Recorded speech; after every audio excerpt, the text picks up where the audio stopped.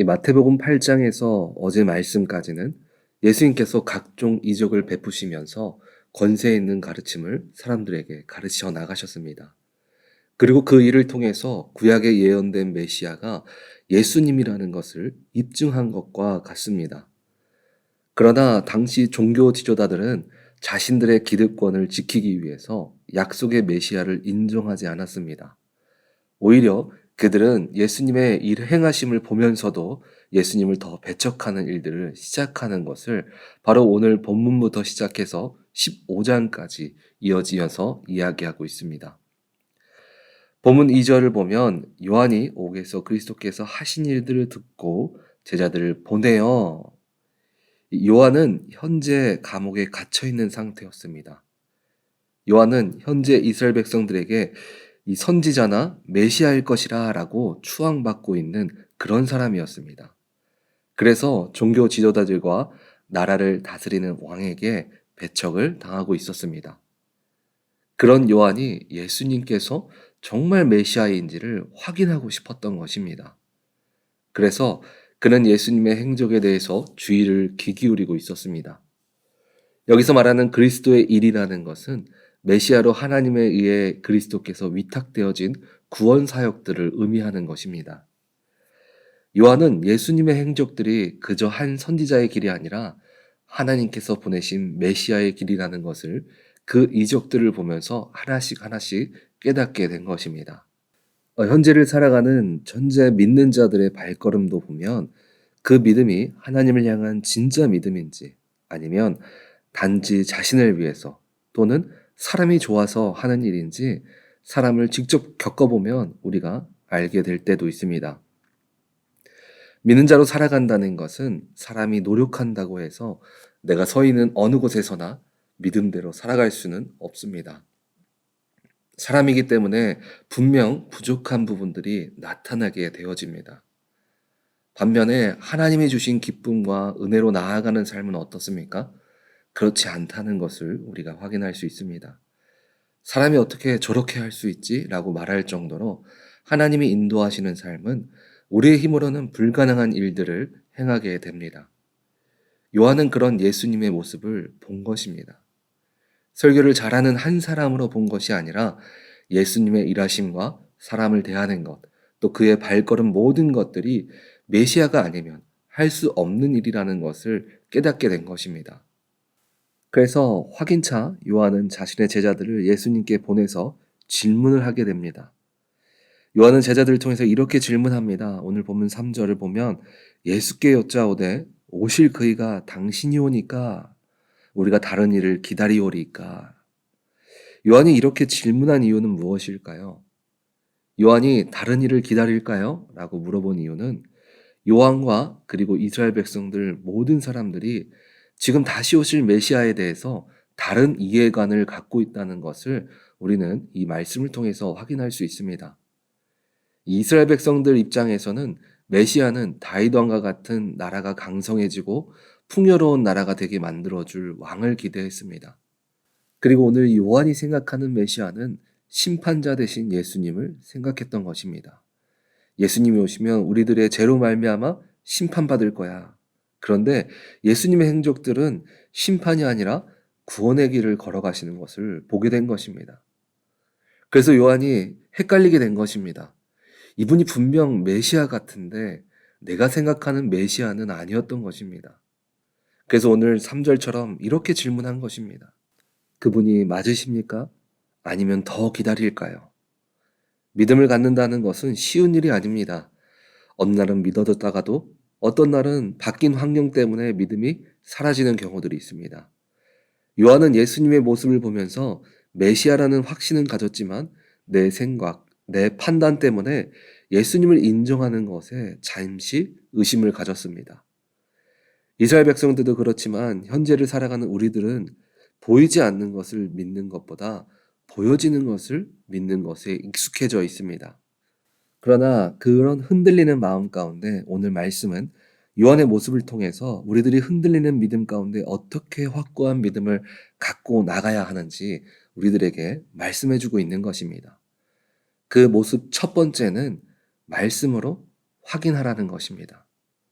이 요한은 구약 말씀에 능통했습니다.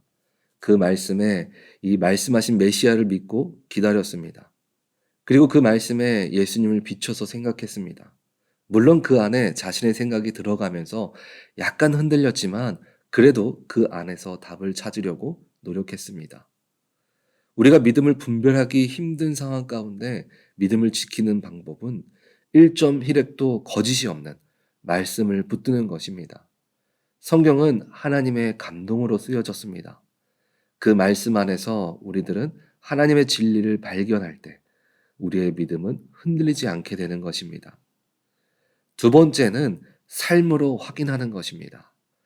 예수님은 요한의 질문에 이렇게 대답해 주셨습니다. 너희가 듣고 보는 것을 전하라. 예수님께서 삶으로 보여주셨던 것들을 통해서 믿음을 지킬 것을 말씀해 주신 것입니다. 우리들의 삶에는 하나님의 일하심이 분명히 있습니다.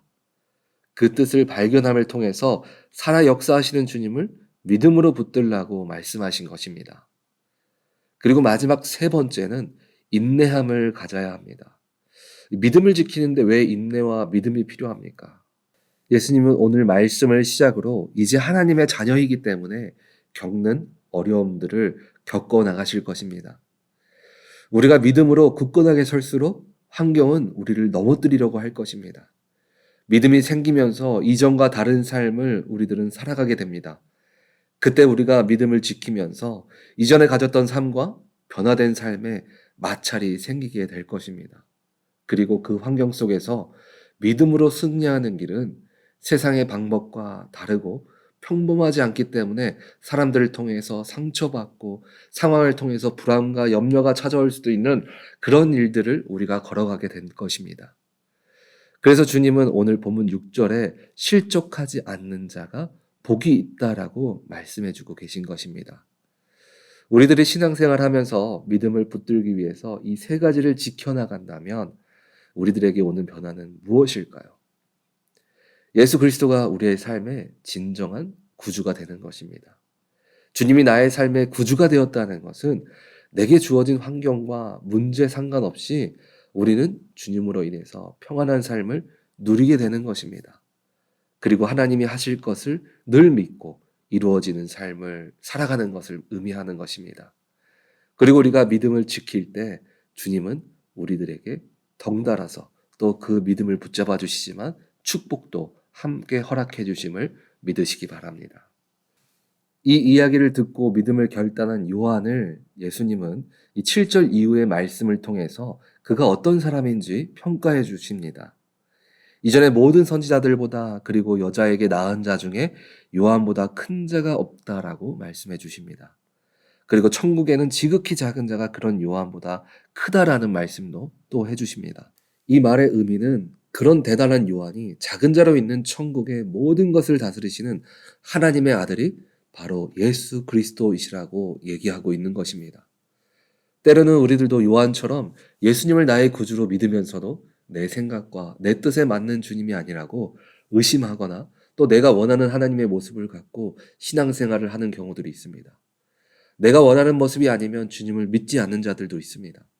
그런 우리들에게 오늘 예수님은 우리들에게 직접 말씀으로 주님을 확인하고 삶 가운데 역사하시는 주님을 찾으면서 세상의 환경 가운데 인내함으로 믿음을 지켜나가라고 말씀해주고 계신 것입니다.